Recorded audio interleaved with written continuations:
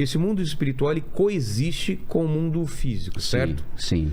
Quais são as regras que separam um mundo do outro e por que às vezes algumas coisas do mundo espiritual vazam ou atravessam para esse lado? Isso é permitido, não é? Como que a gente faz essa transição? Queria entender melhor a tua visão sobre isso. Olha, eu não sei dizer para você se existe uma regra. Tá. Eu sei dizer para você que existe os dois mundos, né? E que Eu também, segundo a minha experiência também, eu já tive. E que às vezes nós temos experiências que são inexplicáveis. Sonhos, exatamente. Vozes, às vezes. Então, acho que regra assim não existe muito, não. Coisas que acontecem e são coisas que a gente não está esperando, não está prevendo. E coisas que a gente não sabe lidar, não é? E que a gente vai aprendendo conforme vai acontecendo com a gente. Existe o lado espiritual e existe o lado físico. Esse lado físico, você pode estudar ele e ele vai ter um fim. O lado espiritual, não. Quanto mais você estuda, mais você acha que precisa estudar.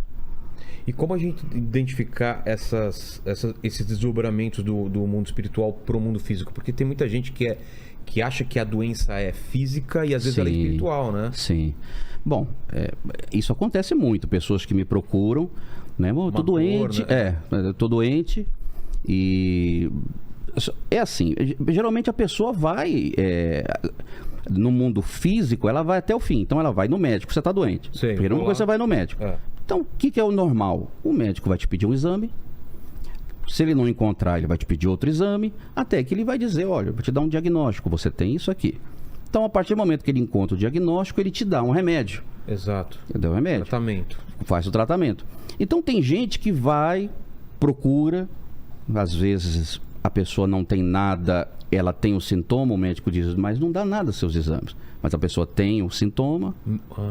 Às vezes acontece isso. Às vezes acontece do médico achar, dar o remédio, mas o remédio não faz efeito para a pessoa, né? Então, quando a pessoa esgota o caminho do físico, né? Que é aí que ela começa a pensar, então deve ser espiritual.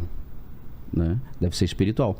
E, por exemplo, quando uma pessoa me procura e ela não sabe se é espiritual ou não, eu sempre recomendo. Você tem que esgotar primeiro esse caminho físico. Então você vai no médico, vê o que o médico fala. Mas se o médico não achar, vai em outro. Senão tudo vira demônio, senão tudo vira demônio. Né? Exatamente. Nem tudo é o demônio. E nem tudo é espiritual. Né? Então, às vezes, ela foi no médico e o médico não era especialista. Então, ela precisa de ir em outro lugar, né? Agora, quando a pessoa vai... Tem pessoas que chegam lá cheio de exame. Mas eu já fui, padre. Eu já bati, né? Eu já fui ali, já fui aqui, um monte de médico. Então, pode ser que seja um problema espiritual. E aí a gente vai tratar, né? Vamos tratar também. Espiritualmente tem tratamento. Há tratamento. E o que você já viu de manifestações? Porque... Primeira coisa, você acha que é demônio ou é espírito? Qual é a terminologia que você usa para essas possessões, quando a pessoa... Tá.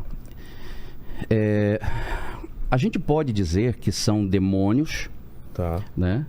Esses espíritos são demônios. São anjos caídos? Anjos caídos, como você quiser classificar. Mas são espíritos maus, espíritos negativos, espíritos que são regidos por um demônio, Lúcifer, né? Que eles também têm hierarquia dele. Mas tem gente que acha que às vezes é um espírito de alguém que morreu. Essa é a minha dúvida. Olha, há mais de 20 anos